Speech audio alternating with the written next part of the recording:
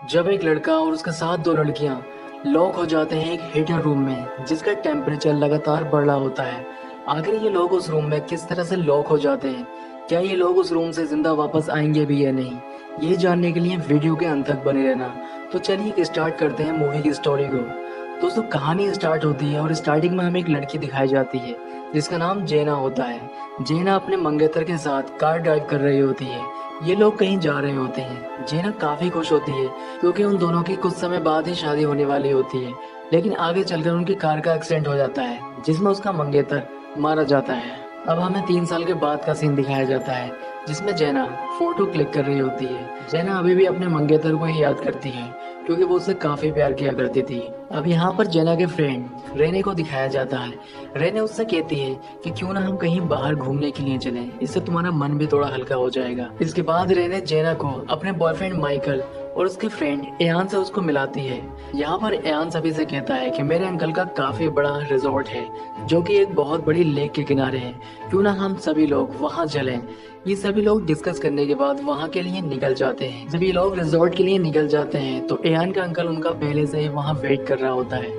इनके जाने से पहले ही उसने पूरी पार्टी की तैयारी कर रखी होती है। दरअसल ये पार्टी दारू की पार्टी होती है। वो सभी को दारू ऑफर करता है, लेकिन यहाँ जैना दारू पीने के लिए मना कर देती है और अंदर चले जाती है क्योंकि जैना अभी भी अपने मंगेतर को याद करके डिप्रेशन में रहती है, इसलिए वो डिप्रेशन की दवाइयाँ भी खा रही होती है। थोड़ी देर बाद सभी लोग अंदर आ जाते हैं। अब एयान जैना को हल्का फील कराने के लिए उसे सॉन्ग सुनने के लिए कहता है जिसमें जैना एग्री हो जाती है और एयान सॉन्ग लगा देता है। इसके बाद रात को सभी लोग साथ में बैठकर डिनर करते हैं। डिनर के बाद जेना बाहर चले जाती है और एयान के अंकल के कुत्ते के साथ खेलने लगती है। तब वो देखती है रेने का बॉयफ्रेंड माइकल काफी ज्यादा ड्रग्स ले रहा होता है। जब जेना ये बात रेने को बताती है तो रेने इस बात को लाइटली लेती है। इसके बाद वहाँ एयान का अंकल आ जाता है। वो उनसे कहता है कि रात को एक पार्टी है जिसमें सभी का इनविटेशन है। मैं उस पार्टी में नहीं जा पाऊंगा क्योंकि उस पार्टी में मुझे डेकोरेशन का काम मिला है, मुझे काफी ज्यादा काम है, इसलिए तुम लोग चले जाना। ये लोग पार्टी में जाने से पहले हीटर रूम के अंदर जाने की बात करते हैं।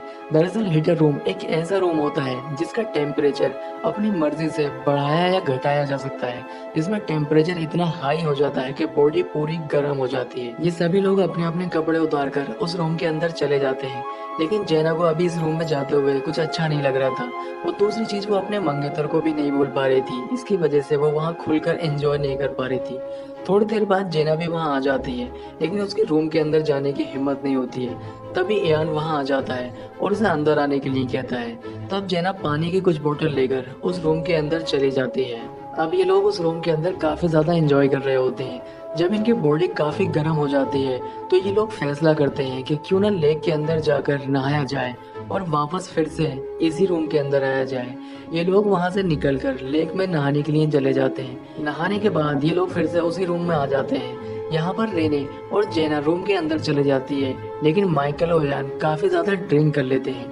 ड्रिंक करने के बाद ये रूम में आ जाते हैं और फिर से बॉडी गर्म होने के बाद नहाने के लिए चले जाते हैं। इस बार जब ये नहाकर आते हैं तो जेना तो रूम के अंदर चली जाती है, लेकिन माइकल अपनी गर्लफ्रेंड रेने को रोक लेता है। वो उससे कहता है कि क्यों ना हम अकेले रूम में ऊपर जाकर मस्ती करें। यहाँ पर रेने उसको मना कर देती है और उससे कहती है कि तुमने काफी ज्यादा ड्रिंक कर ली है, इसलिए तुम्हारा दिमाग खराब हो गया है। ये बात कहकर वो रूम के अंदर चली जाती है। अब क्योंकि माइकल रूम के अंदर नहीं आया था, ये तीनों लोग ही रूम के अंदर मौजूद होते हैं।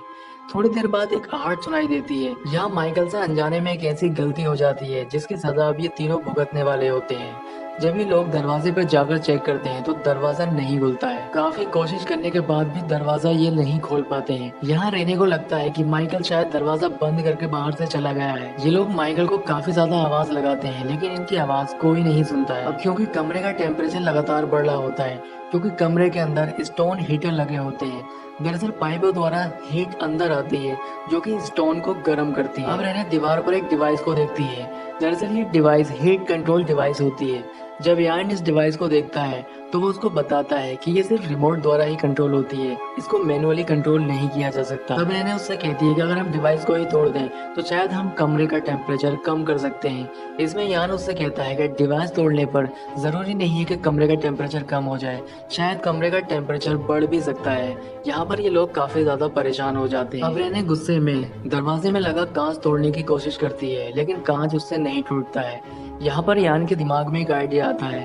वो स्टोन हीटर में से एक स्टोन निकालने की कोशिश करता है। अब यान स्टोन हीटर में से एक स्टोन का टुकड़ा निकालने में कामयाब होता है, क्योंकि वो टुकड़ा काफी गर्म होता है, इसलिए वो उसको पानी में ठंडा करता है। पत्थर का टुकड़ा लेने के बाद यान दरवाजे में लगा कांच तोड़ने की कोशिश करता है, लेकिन कांच काफी ज्यादा मजबूत होने की वजह से उससे नहीं टूटता है।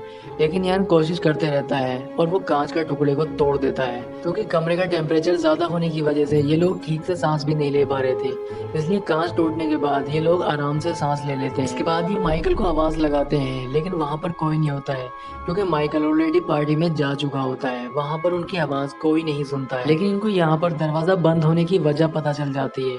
फिर बाहर देखने पे पता चलता है कि एक लैडर जो कि दरवाजे से अटक गई है, जिसकी वजह से दरवाजा नहीं खुल रहा होता है। अब ये लोग काफी ज्यादा परेशान हो जाते हैं और दरवाजा खोलने के बारे में ही सोच रहे होते हैं। यहाँ रेने यान से कहती है कि क्यों ना इस स्टोन हीटर को तोड़ दिया जाए, जिससे हीट आनी बंद हो जाए और कमरा थोड़ा ठंडा हो जाए। यहाँ पर यान उससे कहता है कि अगर हमने ऐसा करने की कोशिश की तो यहाँ एक बहुत बड़ा धमाका होगा, जिससे हम सभी मारे जाएंगे। अब यान उस लेडर को दरवाजे से हटाने के लिए पत्थर का एक टुकड़ा कपड़े में बांधता है और दरवाजे से अपना हाथ बाहर निकालकर उस लेडर को हटाने की कोशिश करता है, लेकिन वो ऐसा करने में नाकामयाब रहता है और काफी ज्यादा परेशान हो जाता है। इसके बाद रेने उस डिवाइस को तोड़ने की बात करती है, जिसमें यान और जेना ऐसा करने के लिए मना कर देते हैं, क्योंकि डिवाइस टूटने के बाद जरूरी नहीं है कि कमरे का टेम्परेचर कम हो जाए, हो सकता है कमरे का टेम्परेचर और बढ़ जाए। अब यान के दिमाग में एक आइडिया आता है। वो कहता है कि कमरे में लगे इस बल्ब की जगह अगर शॉर्ट सर्किट कर दिया जाए तो इस कमरे में इलेक्ट्रिसिटी आनी बंद हो जाएगी, जिससे हीट भी होनी बंद हो सकती है। अब यान बल्ब उतारकर शॉर्ट सर्किट करने की कोशिश करता है, लेकिन यान यहाँ पूरा भीगा हुआ होता है, जिसकी वजह से उसको करंट लग जाता है और वो नीचे गिरकर बेहोश हो जाता है। थोड़ी देर बाद यान को होश आ जाता है। अब ये तीनों लोग बैठकर बातें कर रहे होते हैं। तभी इन्हें यान के अंकल के कुत्ते की आवाज सुनाई देती है। जब ये लोग दरवाजे पर आकर उसको आवाज लगाते हैं तो वो इनकी आवाज सुन लेता है और जोर जोर से भौंकने लगता है। कुत्ते को भौंकता हुआ देखकर माइकल भी वहां आ जाता है, क्योंकि माइकल पार्टी में गया हुआ होता है, लेकिन उसके पास इनविटेशन ना होने की वजह से उसे पार्टी से निकाल देते हैं और वो यहाँ पर आ जाता है। अब इससे पहले माइकल उनकी आवाज सुन पाता, जो पार्टी चल रही होती है वहाँ पर पटाखे फूटने की आवाज आने लग जाती है, जिससे उन लोगों की आवाज माइकल तक नहीं पहुँच पाती है और माइकल वहाँ से चला जाता है। अब ये लोग काफी देर से आवाज लगा रहे होते हैं, इसलिए थक जाते हैं और थक कर परेशान हो जाते हैं। इधर कमरे का टेम्परेचर लगातार बढ़ रहा था। अगर ये लोग कमरे से जल्द बाहर नहीं आते हैं तो कमरे की गर्मी के कारण ये खुद ब खुद वहाँ मर जाएंगे। इसलिए यान अब कमरे में लगे स्टोन हीटर को तोड़ने का फैसला करता है। यान जब स्टोन हीटर को तोड़ता है तो वहाँ बहुत बड़ा धमाका होता है, जिसकी वजह से यान की मौत हो जाती है। दूसरी ओर धमाके के कारण रेने और जेना भी बेहोश हो जाती है। धमाके के बाद यान का अंकल भी वहाँ पहुँच जाता है। जब वो देखता है कि दरवाजा लेडर से लॉक हो रखा है और सभी लोग अंदर हैं, तो वो घबरा जाता है। इसके बाद उन सभी को वहाँ से रेस्क्यू किया जाता है। सभी को जब बाहर निकाला जाता है तो पता चलता है कि यान की मौत हो गई है। ये सब कुछ देखकर माइकल काफी ज्यादा परेशान हो जाता है और फ्लैशबैक की बातों को सोचने लगता है। फ्लैशबैक में हमें दिखाया जाता है माइकल काफी ड्रिंक किए हुए होता है और वो काफी गुस्से में भी होता है, क्योंकि उसकी गर्लफ्रेंड ने उसके साथ रूम में जाने से मना कर दिया होता है, इसलिए वो काफी गुस्से में होता है। काफी ज्यादा ड्रिंक करने के बाद उसको कोई होश नहीं होता है। उसकी एक गलती की वजह से लेडर दरवाजे से टकरा जाती है और दरवाजे को ब्लॉक कर देती है, लेकिन वो दरवाजे से लेडर हटाए बिना ही वहां से चला जाता है और रूम में मौजूद सभी लोग ब्लॉक हो जाते हैं। यही बात सोच सोच कर माइकल काफी परेशान होता है। वो अपनी गलती का एहसास भी करता है, लेकिन उसकी इस गलती की वजह से उसका दोस्त यान इस दुनिया को छोड़कर जा चुका था। यहाँ वो यही बात सोचता है कि काश अगर वो होश में होता तो उससे ऐसी गलती ना होती और उसका दोस्त आज यान उसके साथ होता। यहाँ पर मूवी का एंड हो जाता है। दोस्तों, आपको मूवी कैसी लगी कमेंट करके बताएं और हमारे वीडियो को लाइक जरूर करें। दोस्तों, चैनल पर अगर नए हैं तो चैनल को सब्सक्राइब तो जरूर ही कर लें। तो मैं आपसे मिलता हूँ इसी तरह के किसी नेक्स्ट वीडियो में।